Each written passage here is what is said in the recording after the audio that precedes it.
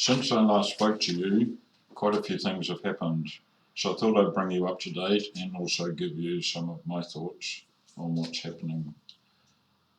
When I last spoke, we were about to move from level 4 to level 3. Now it looks as though next week we may move to level 1.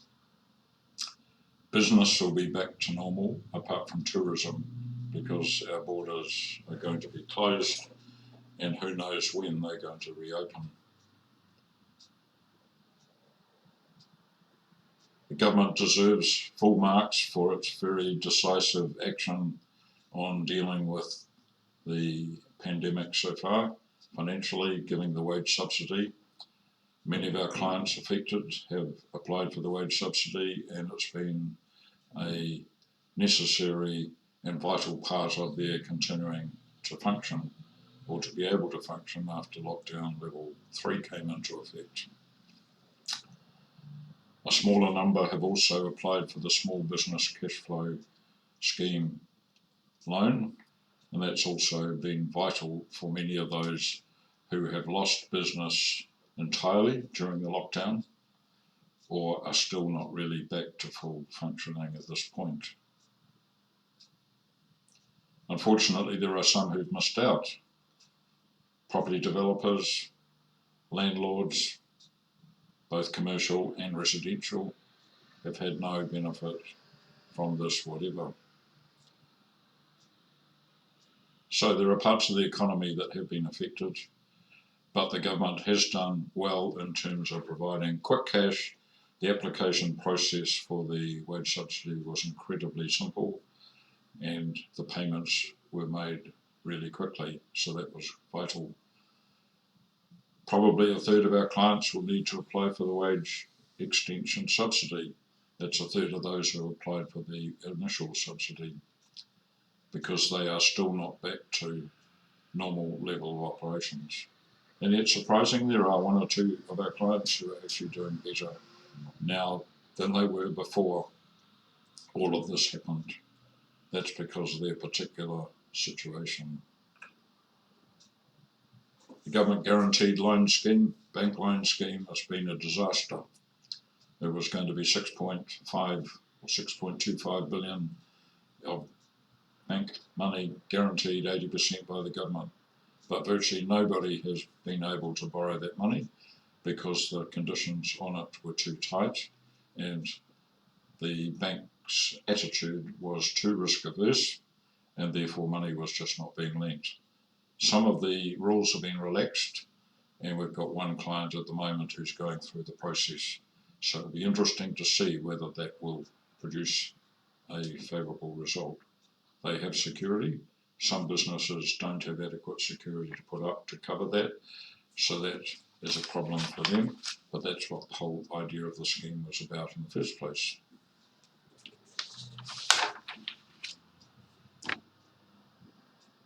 The recent budget was unprecedented. I had to throw that word in somewhere, didn't I? It's a word that's in the English language, but one that we hadn't used very much until this year. $50 billion of additional spending is incredible, on top of $12 billion for the wage subsidy already. Those are big numbers, but the effect of the pandemic financially meant there had to be some big numbers in the budget this year to cope with that.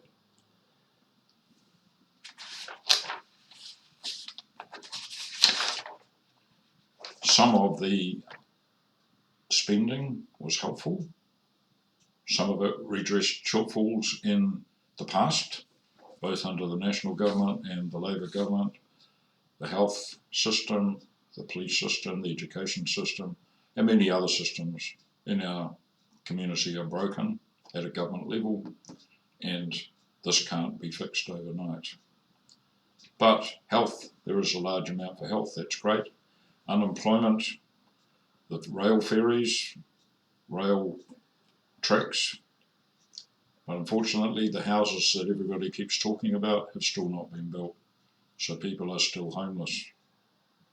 The retraining the tertiary is wonderful, that's necessary, because some of the jobs that existed pre-COVID-19 will not exist afterwards. So people are going to have to do new things, whether they like it or not. But also it means that some of the jobs that were previously done by immigrants on tourist visas will now need to be done by Kiwis, such as picking kiwi fruit, picking apples, waitressing in cafes and restaurants, things that for some reason Kiwis were not keen on doing. $400 million for tourism is trivial. Tourism is virtually wiped out until the borders reopen, apart from internal travel. So if you can travel internally, that's a good idea because you will be helping to save some businesses. But the 400 million will go nowhere. Seems bizarre in relation to the $73 million given to the racing industry, which seems to be, why would you do that? 1.1 billion for pest control.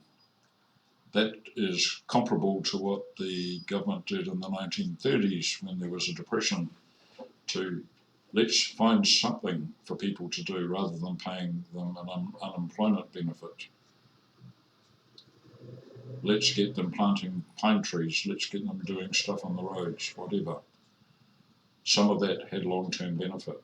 This 1.1 billion for pest control has no long-term benefit because as soon as it stops, the pests will return. The possums, the wilding pines, the rabbits, whatever. So that could have been targeted. The 1.1 billion is a big number. That could have been used for something that's going to produce a payback down the track.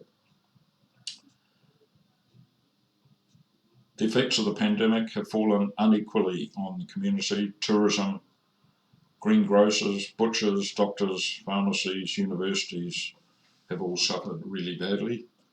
Supermarkets have been the big winners, which is incredible. Overall, my view is that the budget did provide money, which is necessary, but actually there was no plan to bring us out of the economy, to bring the economy out of lockdown and to recover.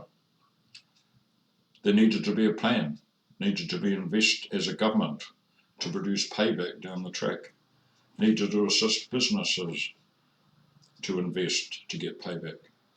That's encouraging and to leverage. The idea of the National Party that's come out with a $10,000 wage incentive, an incentive to create new jobs. That is an idea. It's not a brilliant idea, but it's an idea, but it needs to be part of something much bigger than that. You need a plan to incentivize business, to create jobs, to create employment, to create wealth in the economy. We need to get jobs, people on the unemployment benefit, euphemistically called the job seeker benefit, into real jobs that have long-term future, not temporary jobs. Of course, it is better to be doing something than to do nothing and to receive an unemployment benefit that is not sufficient to live on. We need incentives for business. We need to get Kiwis doing the jobs that immigrants used to do. Red tape. This is a wonderful opportunity to clear the decks of all the stuff that gets in the way of operating a business. The Resource Management Act, there's some effort being made to change some of that, but that needs radical overhaul, and now's the time to do that because that is an impediment to our economy moving forward. There's been talk about helicopter money. Most of you probably hadn't heard of that till this year either. The idea is that everybody gets given a free amount of money. They were talking about, say, $1,500 for each adult and $500 for each child. Free money, tax-free, into your bank account, and the idea is that you spend that. The advantage of that type of system is that actually this gives people money to spend that they didn't have. The idea is you then go and spend it on travel or home appliances, furniture, clothing or whatever, things that you could not otherwise afford or would you not otherwise spend out of the money that you have available to you. The advantage on the other end is that the people who receive that money helps pay their wages, pays their overheads, they pay some GST on it, and in the end they pay some income tax, so the government gets some of that money back. The wages and other things that the business receiving your money spends it, those people receiving the wages will then spend their money on things that they need. And so there is more tax, more GST, and more benefit to other businesses. And so there is what's called a multiplier effect of that. So actually spending that sort of money, which I think they've talked about $6 billion, if they did that, would actually cost the government a negligible percentage of that at the end, but actually would have a multiplication effect on activity in the community if they did that. I don't think it's going to happen because Winston Peters doesn't favour that, so it probably won't happen, but who knows? It might be something the government could do to kickstart the economy back again. They do need to do something.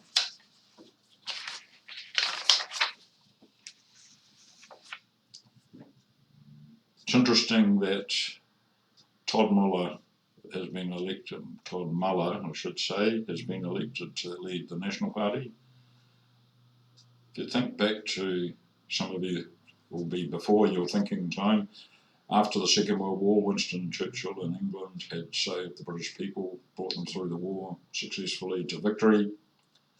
So the electorate then rewarded him by voting him out of office because they decided that there was a new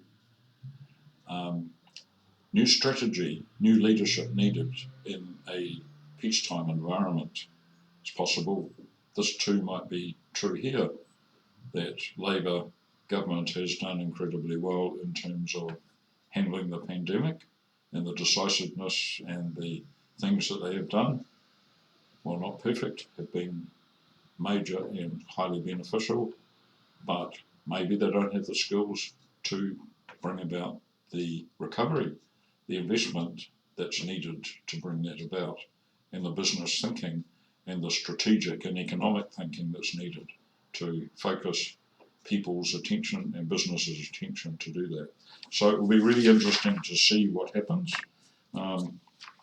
We do need something different. At the moment, there is no plan to come out other than let's spend some money and hope for the best and encourage people to travel, maybe work 4-day weeks. Who's going to pay for that? Have some more holidays. Who's going to pay for that?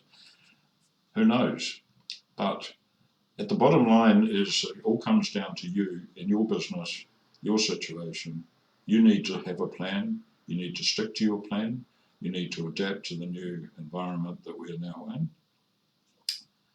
because the government is not going to continue to help you out in doing whatever you want to do, unless perhaps there is a change of government and there might be some new thinking, new incentivisation to help businesses kickstart things that they would not otherwise do because of being risk averse right now. So it's on you. Many of our clients who've had plans have come through very well, even though they may have suffered. They've had resources and means to handle that. Those that didn't have a plan, many of them now have a plan, and now we just need to be adaptable to whatever comes going forward. Just at the end of this, I keep thinking, we've talked about COVID-19. No one had heard of COVID-19, probably hadn't heard of COVID either before this year. So I have a question for you. Whatever happened to COVID-18? So I'll leave you with that.